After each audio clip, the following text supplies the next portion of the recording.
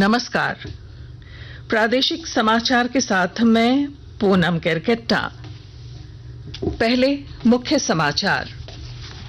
प्रधानमंत्री नरेंद्र मोदी ने आज की कई घोषणाएं। प्रत्येक वर्ष 23 अगस्त को मनाया जाएगा राष्ट्रीय अंतरिक्ष दिवस। चंद्रयान 3 लैंडिंग स्थल को अब शिव शक्ति बिंदु के रूप में जाना जाएगा। राज्यपाल सीपी राधाकृष्णन ने डॉक्टर श्यामा प्रसाद मुखर्जी विश्वविद्यालय में संस्कृत सम्मेलन में गौरवशाली संस्कृति की सराहना की। कहा, हमें अपनी मातृभाषा पर है गर्व। मुख्यमंत्री हेमंत सोरेन ने पलाश मार्ट से सखी मंडल की बहनों की हस्त निर्मित राखी खरीदने का किया आग्रह। रक्षाबंधन के मौके पर सखी मंडल की बहनों का किया उत्साहवर्धन। प्रधानमंत्री नरेंद्र मोदी कल सुबह 11 बजे आकाशवाणी पर मन की बात कार्यक्रम में देश विदेश के लोगों के साथ अपने विचार करेंगे साझा। और अंतर्राष्ट्रीय दृष्टि बाधित विश्व खेलों के फाइनल में भारत की महिला दृष्टि बाधित क्रिकेट टीम का आज शाम बर्मिंघम में होगा ऑस्ट्रेलिया से मुकाबला। और अब समाचार विस्तार से। प्रधानमंत्री नरेंद्र मोदी ने आज बेंगलुरु में इसरो के वैज्ञानिकों को संबोधित करते हुए 23 अगस्त को राष्ट्रीय अंतरिक्ष दिवस के रूप में मनाए जाने की घोषणा की।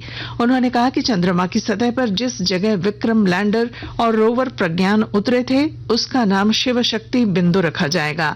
जिस जगह चंद्रयान 2 का लैंडर क्रैश हुआ था उसे तिरंगा बिंदु के नाम से जाना जाएगा। प्रधानमंत्री नरेंद्र मोदी आज सुबह बेंगलुरु में इसरो के वैज्ञानिकों से मिलने के बाद दोपहर में नई दिल्ली लौट आए। श्री मोदी ने G20 सम्मेलन के बारे में कहा कि इसकी सफलता हमें सुनिश्चित करनी है।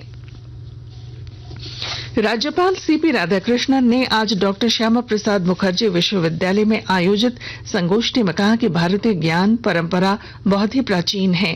चिकित्सा विज्ञान, संगीत, स्थापत्य कला सहित कई विषयों में हमारी संस्कृति उन्नत है।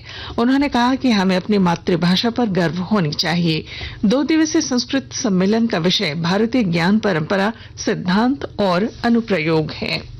मुख्यमंत्री हेमंत सोरेन ने डुमरी विधानसभा उपचुनाव की इंडिया गठबंधन की साझा प्रत्याशी बेबी देवी के पक्ष में बोकारो के तेलो में एक चुनावी सभा को संबोधित किया।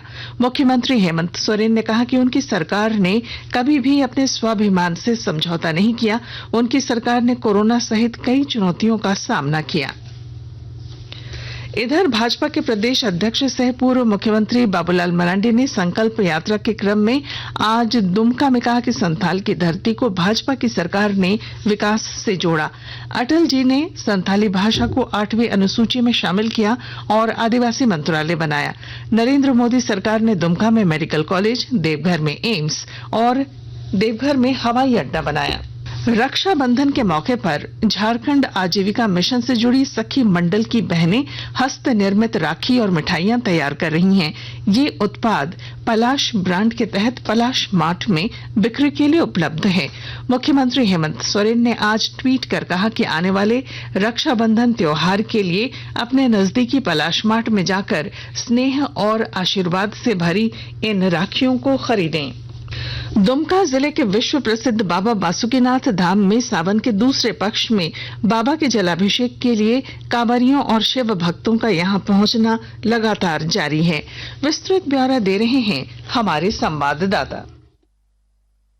दुमका का विश्व प्रसिद्ध बाबा बासुकीनाथ धाम सावन के दूसरे पक्ष में एक बार फिर केसरियामय हो उठा है। बाबा फौजदारी नाथ के जलाभिषेक के लिए कांवरियों और शिव भक्तों के जत्थों का यहां आना जारी है। भक्तों की भीड़ को देखते हुए पुरुषोत्तम माह के बाद फिर से बाबा मंदिर के गर्भगृह के द्वार पर पीतल से बने विशाल अर्घा को स्थापित किया गया है। 2 दिन बाद सावन की अंतिम सोमवारी होगी। इस दौरान भक्तों की भारी भीड़ यहां जुटेगी।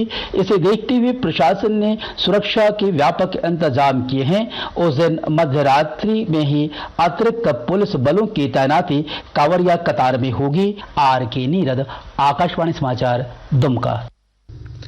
आकाशवाणी के ताजा तरीन समाचारों के लिए आप हमारी वेबसाइट newsonair.com पर लॉग ऑन कर सकते हैं। ताजा समाचार X handle @AIR news alerts और Facebook page All India Radio news पर भी उपलब्ध है।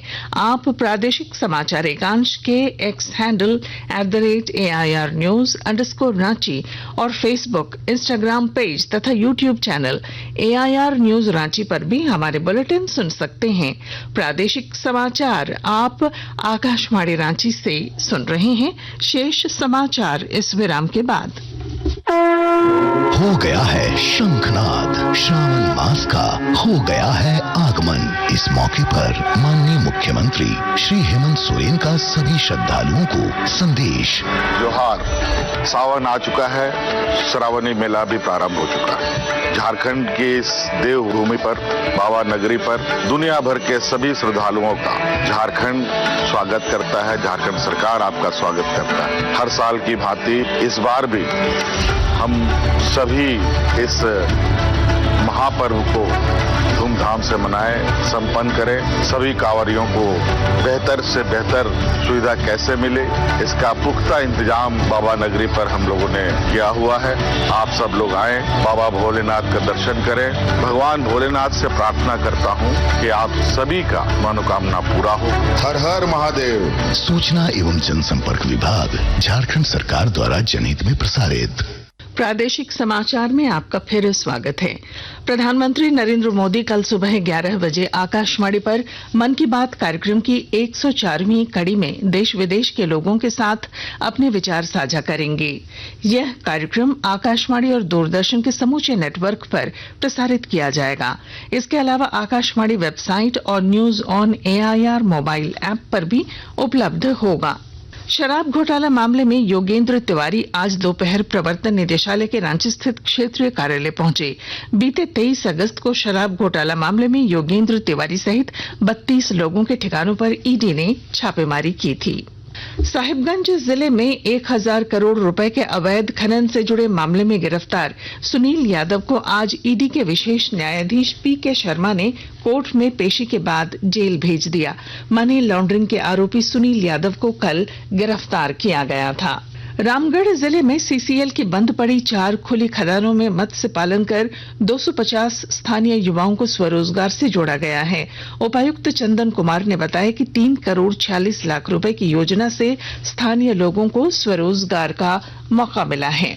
जामताड़ा जिले के विभिन्न प्रखंड क्षेत्रों में इस वर्ष पर्याप्त बारिश नहीं होने से कृषि कार्य पर प्रतिकूल असर पड़ा है। जिला कृषि पदाधिकारी सुरेंद्र कुमार ने बताया कि किसानों को वैकल्पिक खेती कर धान की फसल उपज की भरपाई करने के लिए प्रेरित किया जा रहा है।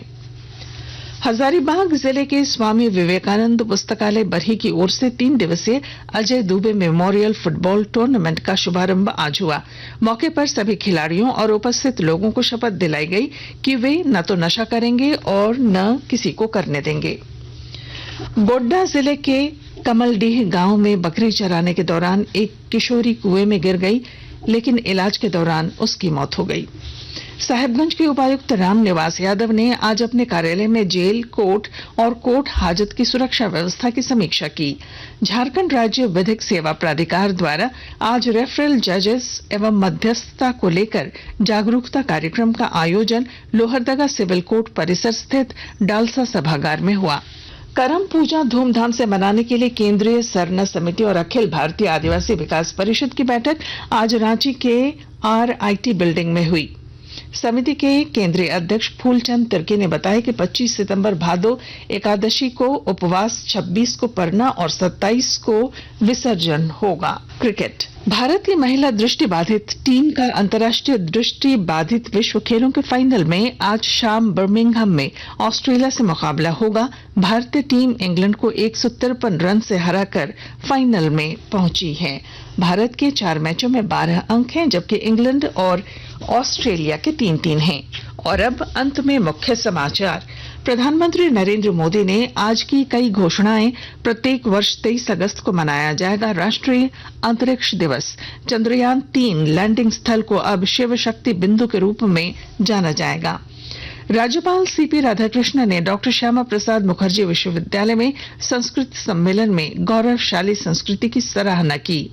मुख्यमंत्री हेमंत सोरेन ने पलाश मार्ट से सखी मंडल की बहनों की हस्त निर्मित राखी खरीदने का किया आग्रह। प्रधानमंत्री नरेंद्र मोदी कल सुबह 11 बजे आकाशवाणी पर मन की बात कार्यक्रम में देश विदेश के लोगों से अपने विचार करेंगे साझा। और अंतर्राष्ट्रीय दृष्टिबाधित विश्व खेलों के फाइनल में भारत की महिला दृष्टिबाधित क्रिकेट टीम का आज शाम बर्मिंघम में होगा ऑस्ट्रेलिया से मुकाबला।